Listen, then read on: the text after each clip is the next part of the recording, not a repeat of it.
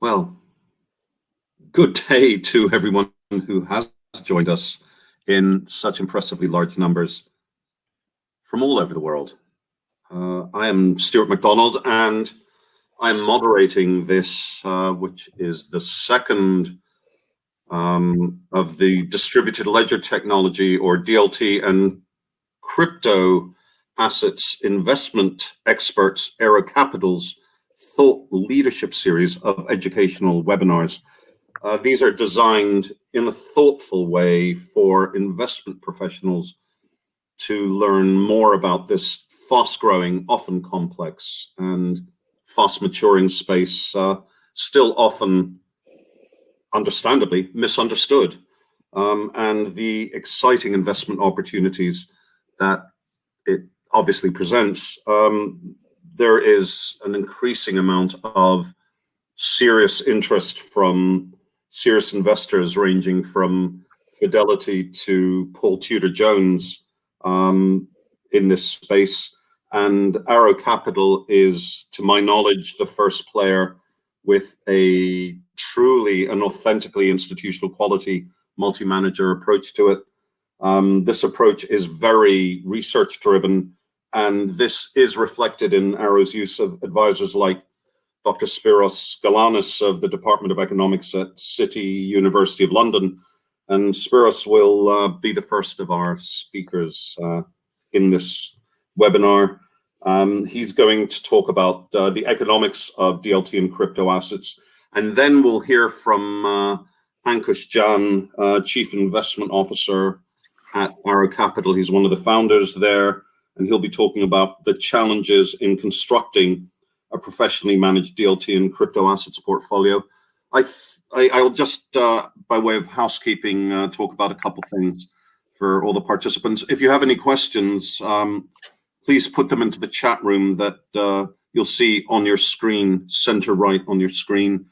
And clearly, if time limitations prevent us from addressing all of your questions now, please get in touch and Aaro will answer them offline.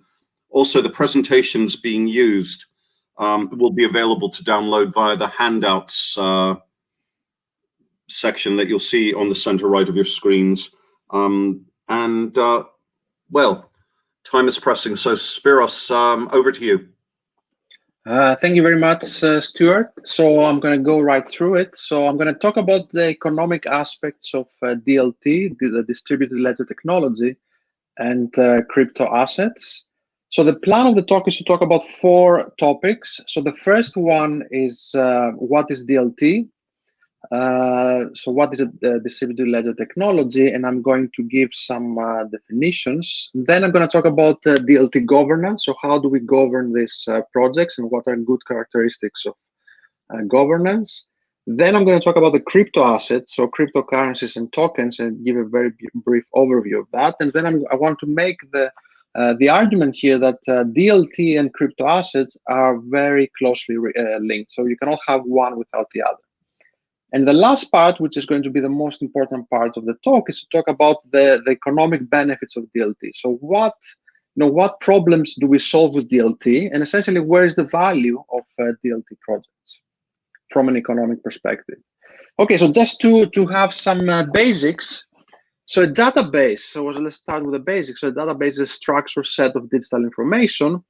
There are 2 dimensions that we can compare databases. So one is in the dimension of control. So who controls the database? So if we talk about centralized databases, then it means that there's only one entity that has read and write permissions and controls everything about it. If we go to the other extreme, we talk about the decentralized database, which is controlled by multiple entities, so that ownership and governance is shared. And we can also have something in between. In the other dimension, which we call the dimension of execution structure, is the question of where the data is stored. So in a centralized database, the data is stored in a single location. In decentralized, you have multiple centers, multiple local centers, and you have multiple copies of the data. And then in the distributed is even more to the extreme, where the data is stored in multiple nodes, and every node, and that's the important thing here, is autonomous and independent. And so you have a peer-to-peer network. where all the nodes are created equal. Now, there are many pros and cons. If there's more time at the end, I can delve more into that aspect. But if you talk about centralized databases, then you have the highest transaction speed and volume because you have data in one location and controlled by one entity. On the other hand, they are more prone to attacks because there's a single point of failure. On the other hand, distributed databases are more resilient to outside attacks as there is no single point of failure. But at the same time, they're less scalable in terms of transaction speed and volume. Now, what is a ledger? So a ledger is just a database. So it's another name for a database, but we usually talk about a ledger if it's a database of financial information, right? So a distributed ledger is a distributed database that is immutable and read-only.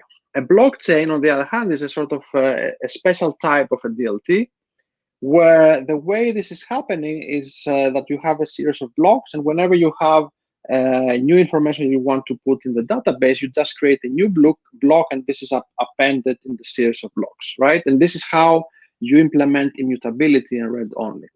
Now, the important innovation here is that the way we're able to implement it centralized design is by having tools from cryptography and game theory. And I'm going to talk more about this later. Okay, so now let's talk about DLT governance, right? So traditionally, whenever you want to govern a project or a firm or a government, then it's usually a centralized type of structure. At the end of the day, you have somebody who's going to make the decision. Here, you want to implement a decentralized structure because you have all of these independent nodes that need to come into a consensus so that the project moves forward. So I'm going to talk about 4 principles of good governance for these projects. So the first one is obviously decentralization is one of the reasons why these projects and why DLT has been invented and implemented. So you want the database or the ledger to be stored, maintained, updated, and governed by many independent nodes. And as we said, there are these pros and cons that I have already mentioned.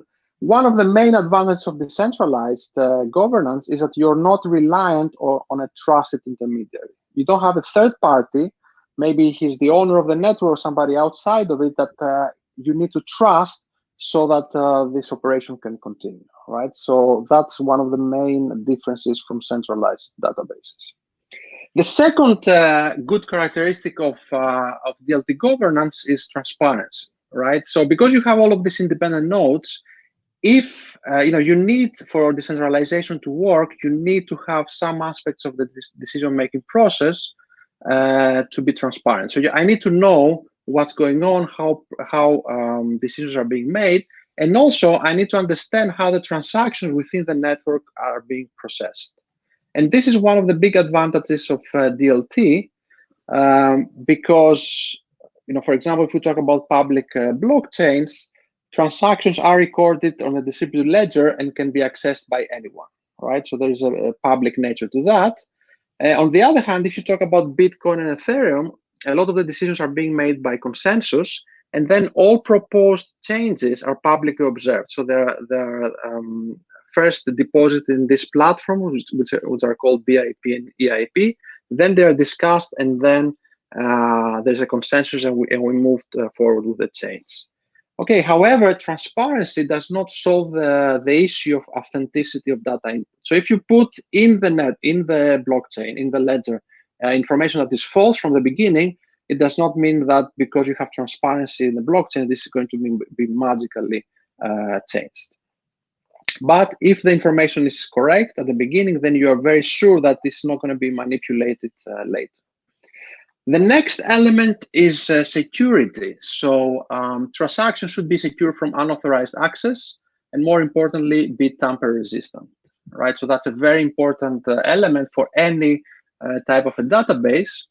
There are usually 3 different ways in which a database or a ledger can be compromised. So the first one is brute force attack. So you have an attacker from the outside. He makes multiple attacks. Eventually, he's able to breach through.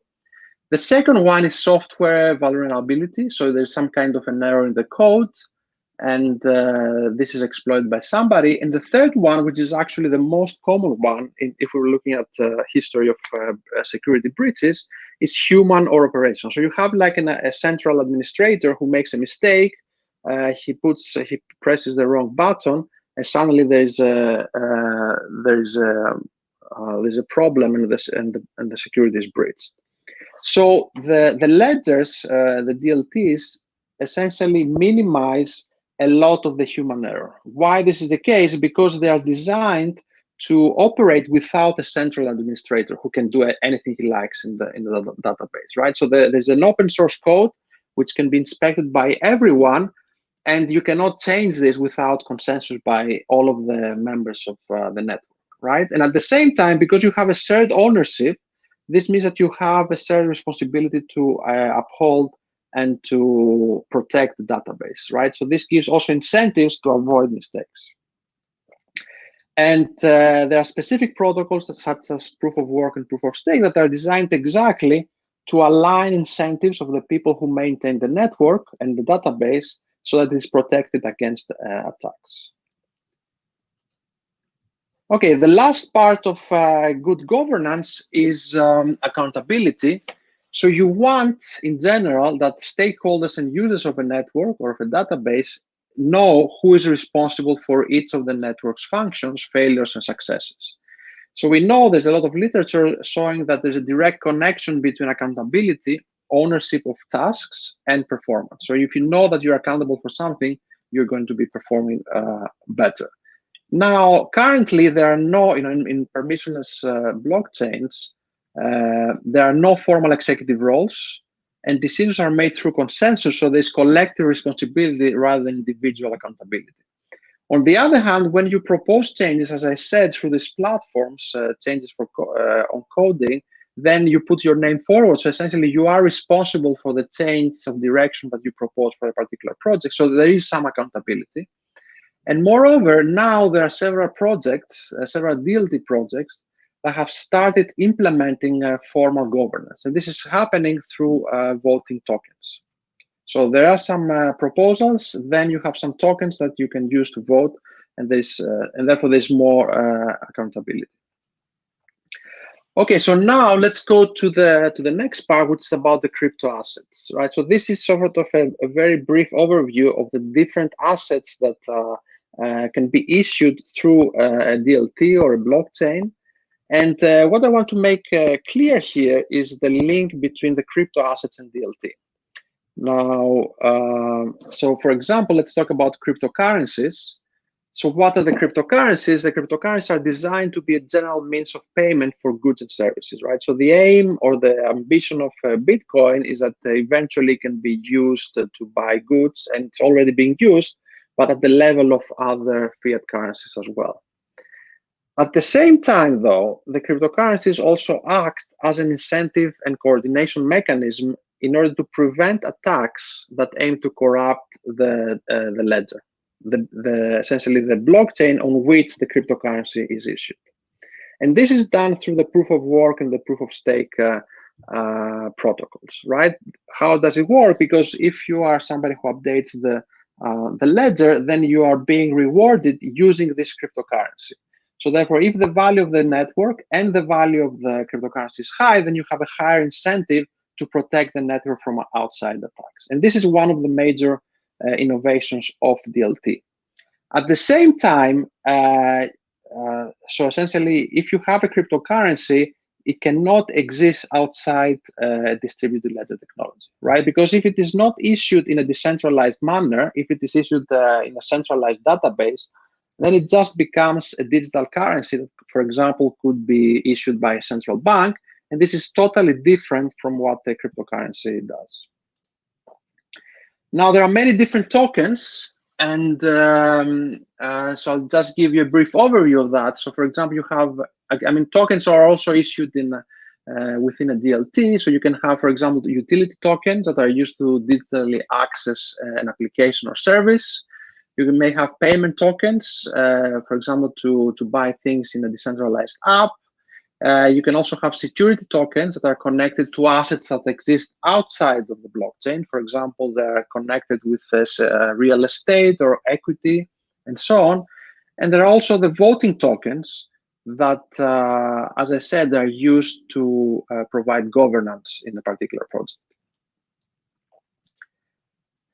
Okay, so now we go to the last and the most important part, in my view. It's about the economic benefits of DLT and crypto assets, right? So what I tried to argue in the first part was that DLT essentially implements a different type of a data architecture, right? This has not been done before, and that's the innovation, because DLT implements a database that focuses on decentralization, shared ownership, and control of one's information. Okay, so if you're a user, then when you deposit your information in the network, you have much more control over it. At the same time, the design leverages economic incentives so that the DLT is protected against attacks. And it can also be self-governed because it can issue tokens which are voting tokens that you can use to govern the project, and at the same time incentivize participation. But the question now is what is the importance in terms of benefits, right? So why do we care, and where do we see the value of this from an economic point of view? So I'm going to talk briefly about three problems that we have, three economic problems, and how DLT can solve them. So the first one is essentially the problem with trusted intermediaries. So traditionally, whenever you have a database, for example, a ledger with financial information, the updating and maintaining records of the transactions could only be performed by trusted intermediaries, right? So when you have a bank, the bank has a ledger, and it tells you how much money you have. It guarantees that this money is sent to somebody else when you pay for something, and so on. So all of these transactions need the bank to verify the identities of everyone who is involved and to keep track of what's going on. The unintended consequence of this is that these trusted intermediaries obtain market power that they may abuse, or they can make even mistakes that will compromise the information of everyone. And the bigger economic problem is that the incentives of the owner of the network and the users are not always aligned. For example, the owner could alter the records without anyone realizing or being able to prove it. And this is also comes down to transparency as well. Okay, so how does the DLT solve that? The solution is decentralization, and this is one of the main reasons why the DLT projects are very interesting. In that case, ownership and governance are shared, which means that now there's less of a distinction between what is a user and what is the owner of a network. So all of the people can be both users and owners at the same time. So the incentives are more aligned. And this, in turn, promotes trust among users because everyone is sort of created more equal. This means that they can actually trust the network more, deposit more information, interact more, and therefore create more economic value than a situation where you have one trust intermediary and everyone else holds back because they don't know how this intermediary is going to behave in the future. The second problem is a very well-known problem in economics, which is called the holder problem. And this is defined as follows. So you can have two firms that enter a partnership, and for this partnership to work, there has to be an irreversible investment.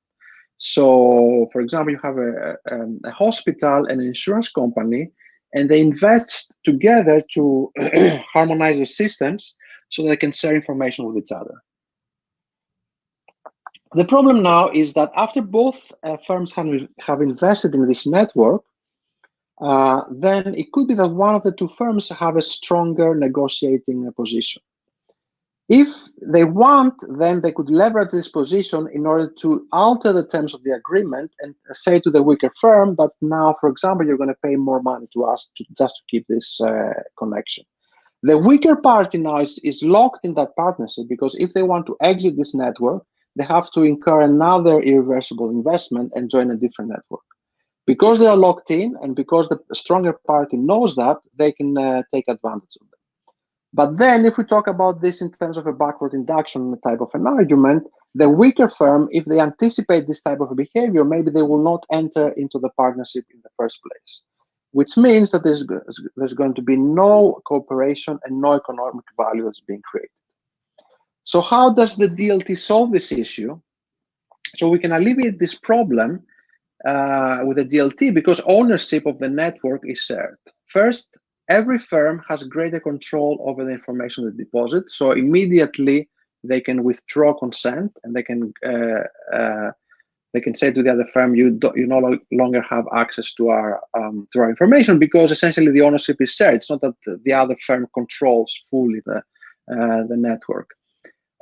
Through voting tokens, every user can be an owner, which means that any change of terms has to be through consensus, right? So it means that if you're a relatively small partner, you have some guarantees that the terms of trade are not going to change abruptly. And finally, there is this DLT essentially forces through this software standardization, because it creates a system that is standard among different firms, which means that a firm is more easily able to exit the network and join another one, and this creates competition. So essentially, it reduces the bargaining power of the stronger party. So the last problem is what we call the chicken and egg problem, and this is a problem about how networks evolve and grow. So we know that the value of a network is always how many people are there with how many people you can interact, right? So the first person in a network essentially sees no value because he cannot interact with anybody else. But at the same time, he creates some positive externality to the second player, to the second user, right? Because the second user comes in and now he can interact with the first user. So the early users, the early adopters, and the people who create essentially the value for the network create some positive externality, but that they do not internalize this externality. So they're not getting rewarded if the network becomes successful. But then if they do not get rewarded, then they will not join in the first place. The only way that they do is that there is a mechanism that is going to reward them if the network is successful. And this happens traditionally by providing ownership, property rights to the early adopters, right? So the person who is going to build the network, for example, by paying developers to create the apps or by incentivizing users to join the network, is going to have property rights over the network, and therefore, if it is successful, he's going to be rewarded in the end. But then we go back to the issue of centralization, because then this individual or this firm is going to completely own the network, and therefore they can manipulate the power, they can abuse their power and change the terms at a later date. So for example, with Facebook, when it first started, there was a pledge that it will only be a network about university students. But obviously this changed when the network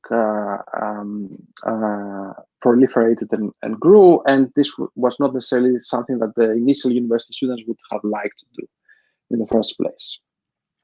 How do we solve this? Well, one way is to solve it through tokens, right? So you issue tokens in the network in a DLT project that is earned by everyone who is a participant, either a user, a developer, or an investor. And for example, you're a developer and you do some contributions, you get some tokens. If the network is successful, then the price of the tokens is going to increase. So the holders of these tokens are going to be rewarded. So in that way, the positive externality of your participation is internalized. So you're getting rewarded if the network is successful. And at the same time, and this is the important thing here, is that there's no need to grant property rights to one particular investor. So everyone, through this shared ownership, is an owner. Everyone is going to mutually benefit if the network becomes successful. And at the same time, if these tokens are, for example, voting tokens, you have a say on how this project is governed in the future, right? So again, you don't run into the problem of having one entity that is going to change the terms of how this project operates in the future. So this incentivizes participation and engagement, and actually creates more economic value, because if you know that you can be rewarded, you're more likely to actually participate in the end. Okay, so the last slide I want to talk about, coming back to the initial question that I had. So where is the fundamental value of a DLT project, right? So there are many projects that are called blockchain projects or DLT projects, and when you're trying to find where the value is, I think you can sort of get into two sources. So the first one is the immediate benefits from digitization. For example, you have a trade finance project where everything is paper-based. If you make it digital, then probably you're going to drive a lot of efficiencies. However, these efficiencies and this benefit can also be driven by more centralized platforms. So in that sense, the fact that you call it a blockchain or a DLT project does not mean that you actually get any of these benefits. The second is what is important, and this is about economic benefits that stem from the unique characteristics of DLT, which is shared ownership, decentralization, tamper-proofness, and so on. And so therefore, when you evaluate DLT projects, you have to look at where the value is coming from, right? Because if it is from the second source, then you can be sure that the DLT project actually delivers value over and above the first source, which is the digitization. Okay, so with that, I finished my presentation. No, well, thank you, Spyros. Very interesting points, and some really interesting questions have come out of that. I've been advised that the chat hasn't been working so far, and we'll try and rectify this, and I'll encourage participants in this webinar to put questions for Ankush, our next speaker, into the chat as he goes along. But I've actually been fed a couple questions that are evidently from participants, actually 3 of them. We may have time just to focus on one at this stage, Spyros. Okay. And they are, what is the difference between proof of work and proof of stake? Something that really does interest me, I like this one. What are the pros and cons of centralized versus decentralized ledgers? And equally, have there been any, you talked about tamper-proof, but I mean, have there been any notable security breaches of blockchains in the past? I don't know, maybe just very quickly address the question of what are the pros and cons of centralized versus decentralized ledgers? Because I know there's competition in a sense between the two. Yes, thanks for this question. So just very briefly, so centralized ledgers, the pros are that they have the highest transaction speed and volume of transactions, right? So they can generate a lot of transactions, they can update very easily and very quickly. The problem is that they're less robust to attacks, right? Because there is single point of failure, either because the data is stored in a particular location or because they are controlled by a single entity, right? If they're controlled by a single entity and this entity, for whatever reason, makes a mistake, then they can be breached, right? And another con is that the governance relies on trust intermediary, right? So if you enter this centralized database, the question is, do you trust the person who controls that he's going to be, he's not going to abuse their power and they will not make any mistakes. On the other hand, if you're talking about decentralized ledgers, they are more resilient to attacks. There are multiple independent nodes, both in terms of where the data is stored, but also how they're governed, because all of these nodes are independent. So even if one node is a malicious node, or even if he's making mistakes, this will not compromise the ledger. On the other hand, they are less scalable in terms of transaction speed and volume, right? But this is sort of a bottleneck that is being addressed over time as a technology progresses, right? Because we have to realize that the decentralized ledgers are a very new technology, right? Whereas the centralized database is a very old technology, has been developed a lot in the past. Okay. I wish we had more time. I suspect that I'm sure you'll be participating in another of these webinars soon enough anyway. So look, thank you very much. And there may be further questions from participants towards the end. I think we should move towards Ankush, and for those of you who've joined us late, Ankush is the Chief Investment Officer of Aaro Capital, one of the founders of the firm. And until I met him and some of the other people involved, like many people, I used to think that blockchain was just a database and that crypto is no more than a slice of the Wild West, and an immature one at that, full of teenagers or whales who manipulated the whole thing. Clearly, the whole thing's moving forward very quickly and maturing.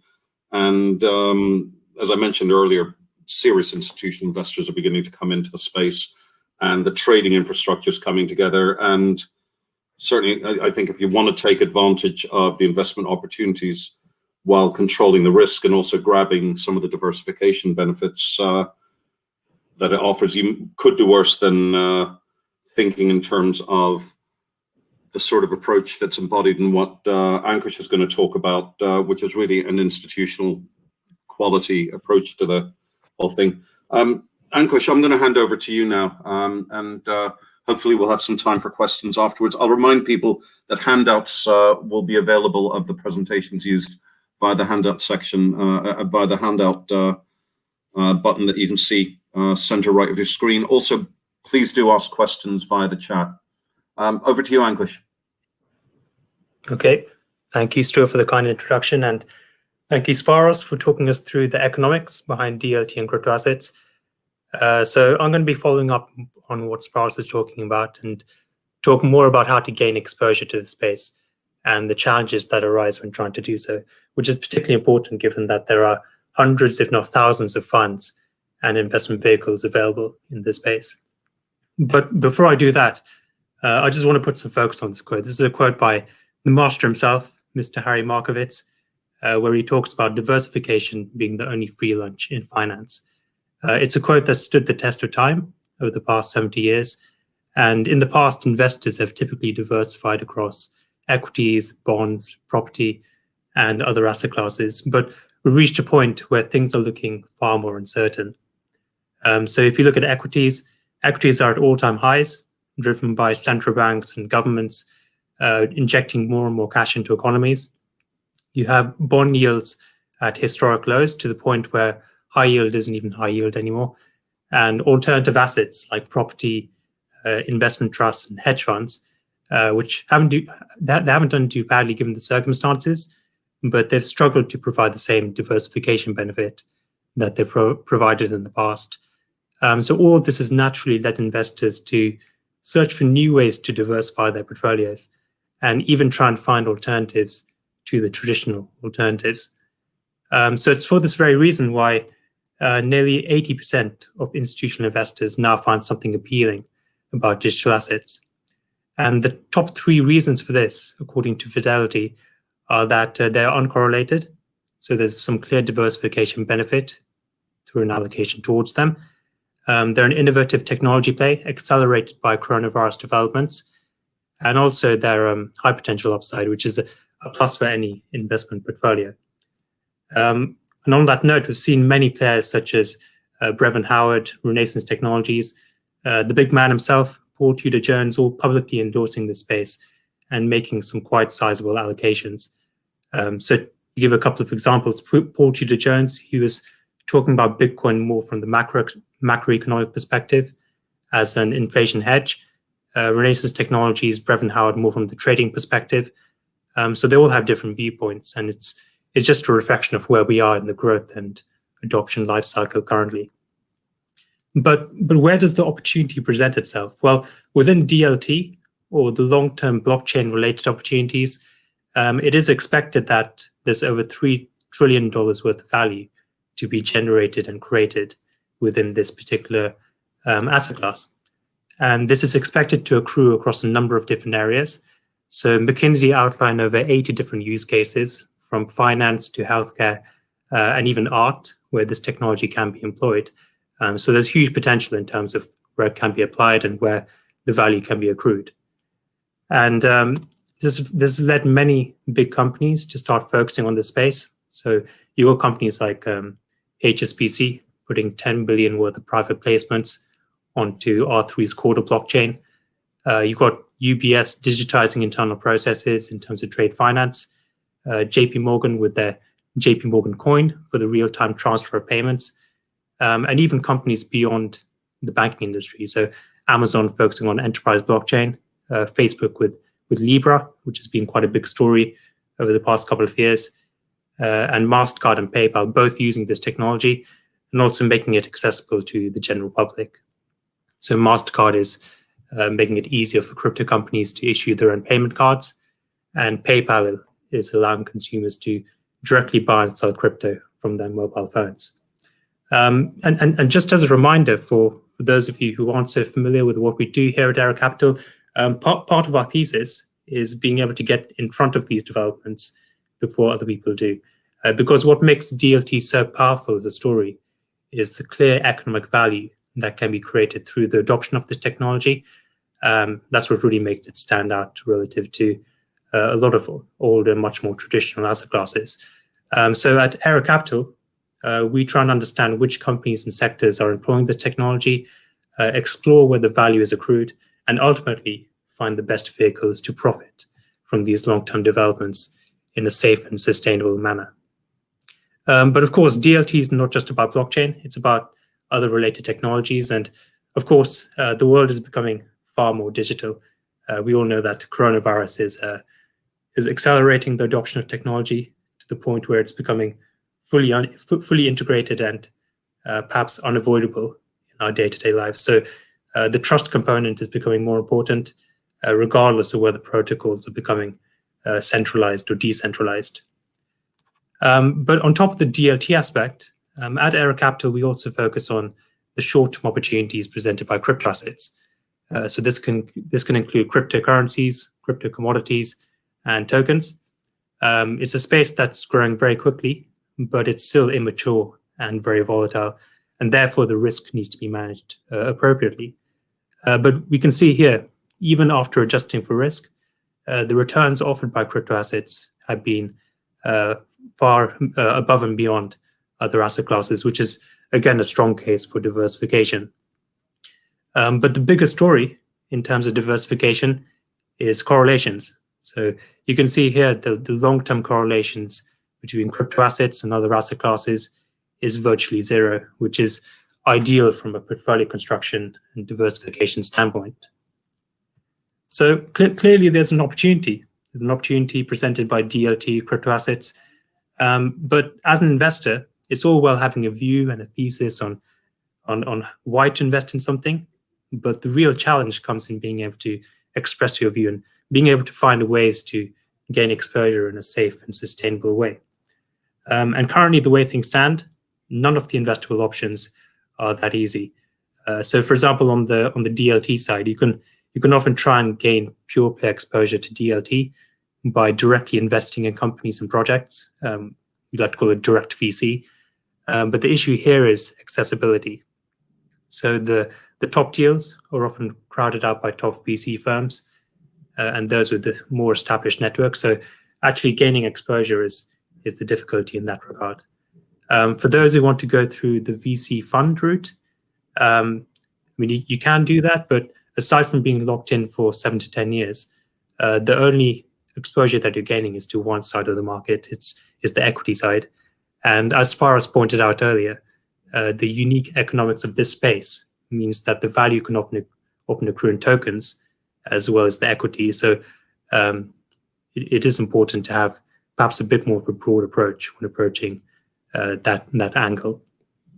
And finally, for those who wish to gain a bit more of a retail exposure to DLT, you can do that through blockchain ETFs, which, mind you, are not the same as Bitcoin ETFs, which don't exist. Blockchain ETFs focus more on companies employing the technology and generating value from them. But unfortunately, many of these are very impure. So to give one example, this is the Reality Shares NASDAQ Next Gen Economy ETF. They select companies based on how many times they mention the word blockchain in analyst earning calls or annual reports. And as such, it has an extremely high correlation to US technology stocks. So you can see here, relative to the NASDAQ, correlations have been close to 1, which is quite impure when it comes to gaining blockchain exposure.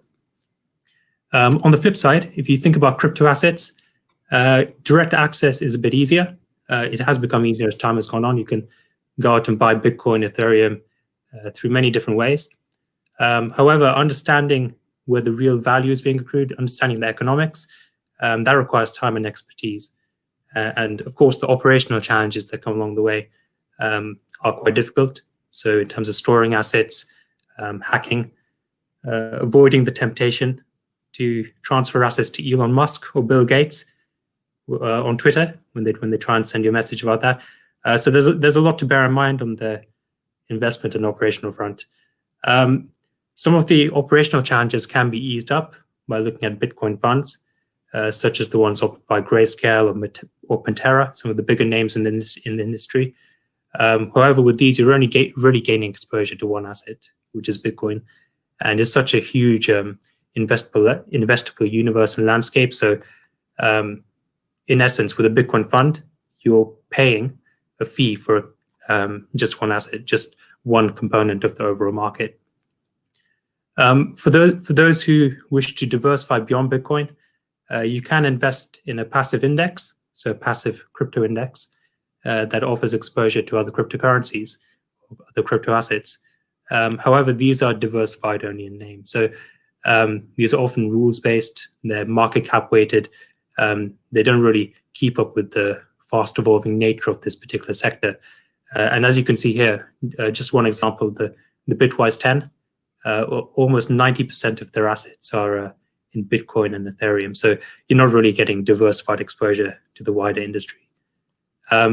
Even the indexes which are a bit more diversified, such as the CCI 30, because they are more diversified, they're also more volatile. So in this particular case, if you invested $100 in the CCI 30 at the start of 2018, by the end, you'd be left with just over 10. So in terms of a safe investment or something where you can put your money in and kind of forget about it, it's not great from an investment viewpoint. And the volatility is perhaps something that is a good justification for an active approach. So since 2018, if you look at this chart, active funds have notably outperformed passive funds, which is the opposite of what we've seen in the traditional markets. The returns have been positive rather than negative, and the outperformance has been above 130%. But if you look into the fine details, if you look a bit deeper into the root of that outperformance, well, the dispersion between underlying DLT and cryptoasset funds has been quite notable. So the worst performing fund since 2018 would have nearly lost all of your money, whereas the best performing one would have returned over 500%. So there's a huge amount of dispersion when it comes to fund performance on the active side. But also in terms of the operational side, PwC published a report once a year, which is roughly consistent with what we find at Aaro Capital. So in terms of fund size, AUMs, whilst many funds have reached capacity at 50 or over 100 million, we have seen others on our radar that are much, much smaller.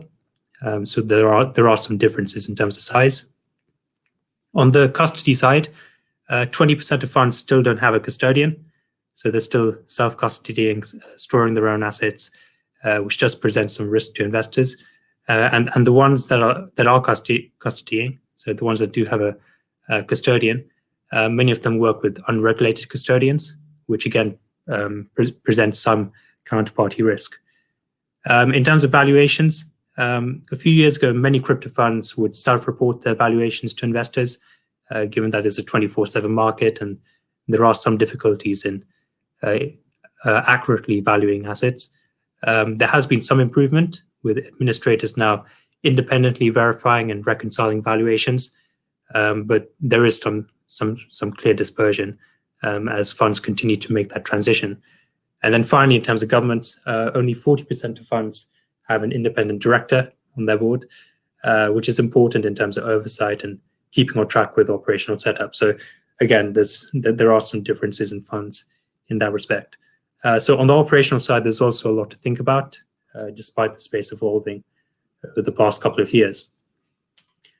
So we've covered reasons for gaining exposure, the challenges that come along the way, And then finally, we can talk about how to construct a portfolio.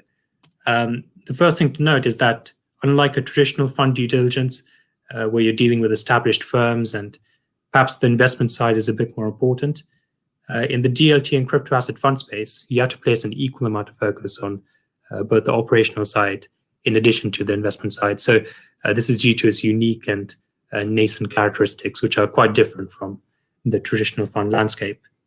And this also feeds into risk management. So you have to focus on risk from the very early stages. If you look at this little diagram here, in terms of investor risk, this is all about understanding where DLT and crypto assets fit within your portfolio. We covered manager risk in terms of the investment side, the operational side. Portfolio risk, is this all about bringing this all together, diversifying across different funds and strategies, and managing things in a way where you can rotate between underlying investments depending on where the risk is in the market. So all these things have to be in mind when making decisions. And also, one thing to bear in mind, that there are risks in a traditional sense, but there are also some that are specific to this particular market. So hacking risk, exchange risk, crypto custodian risk, and even niche ones that are a bit more related to the underlying technology, like denial of service attacks and honeypot risk. Quite a funny term there. Also, when it comes to diversification, as pointed out earlier, diversification is the only free lunch in finance, and the same holds true here. So at Aaro Capital, we look at the long-term picture in DLT, as well as the short-term inefficiencies and opportunities presented by crypto assets. And there are many different ways to gain exposure to this, to those two different areas. You have market-neutral approaches, very low risk, low return, offering fairly stable returns regardless of market movements. You also have long-short funds that carry a bit more investment risk, but much higher return potential. And they can also be a bit more secure on the operational front by trading futures or hedging their bets in certain ways. You have opportunistic funds, a bit more crypto-specific. They can be engaging in mining, lending, staking. And you also have longer-term fundamental plays, much more thesis-driven and playing into the longer-term DLT story. So individually, these strategies offer exposure to various subsets of the market, and in combination through diversification, they form a much more balanced picture when it comes to gaining exposure to the space. Finally, the focus of this webinar, economics. So understanding the economics is incredibly important in this market. It is a very diverse market that can only really be understood by digging into where value is being created and where profits are being generated. But once you understand those two key things, you can also identify where, which type of funds and vehicles are best placed to capture the trends. And also, once you've constructed a portfolio, you need to be able to rotate between positions and understand which positions are going to generate more value depending on the macroeconomic environment. So having all of this in your mind and combining all of this thinking into a diversified risk managed approach is what really makes a difference, and is perhaps where you need more of a specialist in this particular market. So on that note, I'd like to thank you all for listening. I'll hand over back to Stuart, and happy to answer any questions that you may have. Well, thanks, Ankush. And like it or not, there are questions. That was really interesting. I'll just point out to participants that Aaro has produced a series of quite in-depth thought leadership white papers and shorter pieces about different aspects of DLT and crypto assets, and it would be well worth going to the Aaro Capital website where you can gain access to those papers. Very well written, a lot of them, and there is one being published even today. But some questions that have come to me, and I'm sorry if the chat isn't visible to everyone, in no particular order.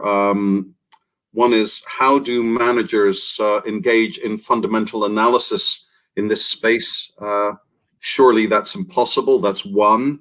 Another is, which of your four buckets, the ones you were speaking about just now, which of the four strategy buckets do you think will perform best?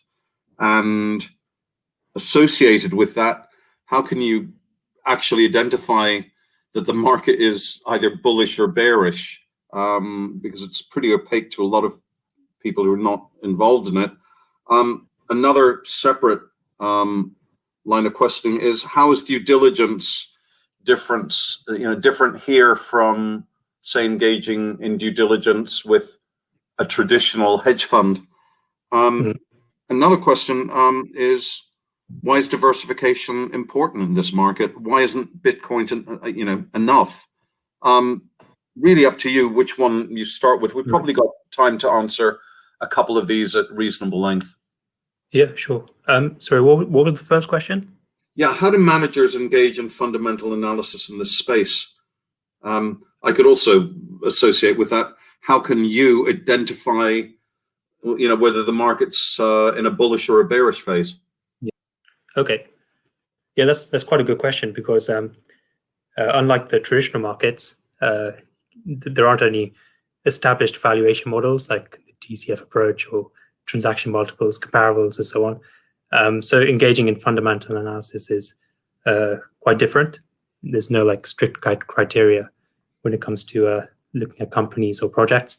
On the DLT side, a lot of the long-term fundamental funds that we've come across, they tend to focus more on themes, or they have a thesis about the market when it comes to investments. So for them, it's again, it's more about understanding the economics and understanding where projects and companies fit within the wider macroeconomy.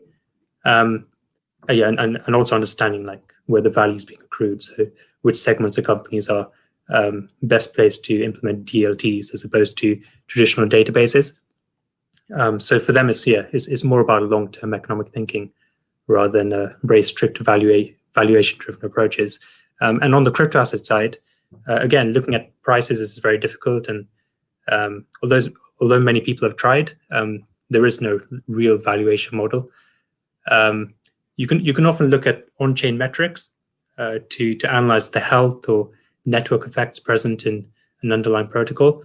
Part of that's because adoption somewhat leads to increased value. So yeah, I mean, there's no hard and fast rule when it comes to valuations, and it's more driven by what's happening on the technology level, what's happening in terms of economics. And if you are interested in learning a bit more, we have a few papers on how to engage in fundamental analysis, how their economic value is derived from the space. So yeah, happy to go into a bit more detail afterwards if you want to drop me a line with some more questions. And also, I think another question was, following on from that, how do you identify if the market is bullish or bearish?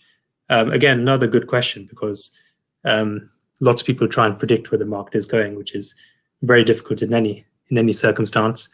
At Aaro Capital, we've done quite a bit of analysis on this. So we have our own methods to identify generally where the market is going. Based on our research, technical indicators are extremely short-term, and they're not quite as useful when it comes to making longer-term strategic decisions. But they are useful to have in your back pocket. On-chain metrics have a bit more significance.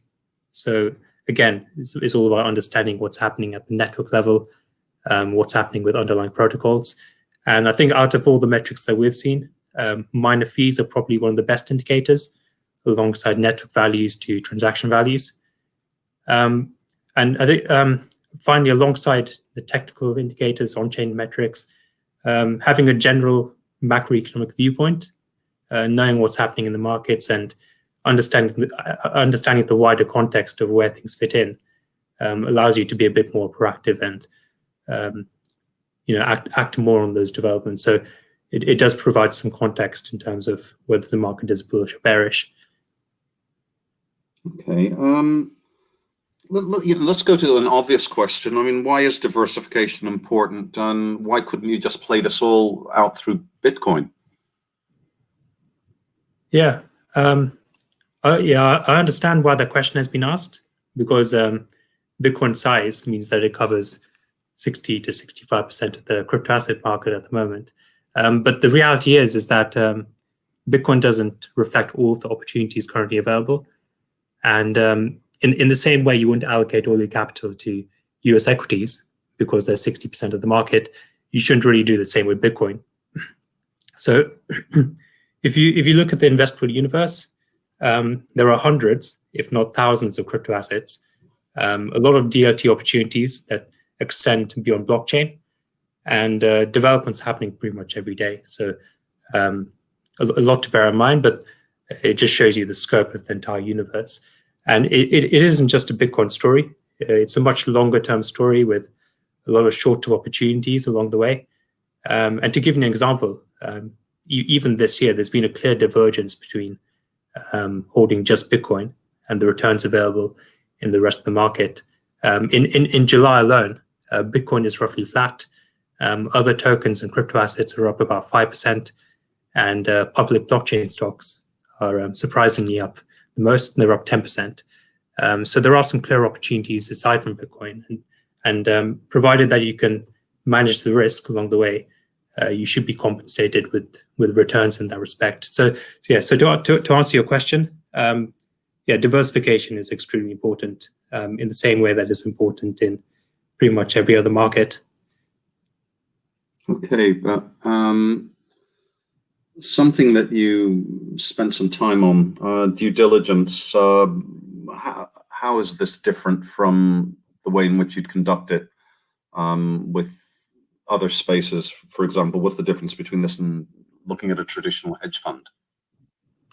Yeah, I think the best way to talk you through this would be to talk about what I looked at when I was at a traditional fund of funds. So I previously worked at another outfit where I was looking at equity funds, fixed income funds, property funds, and so on. And our universe was thousands of funds across these different areas.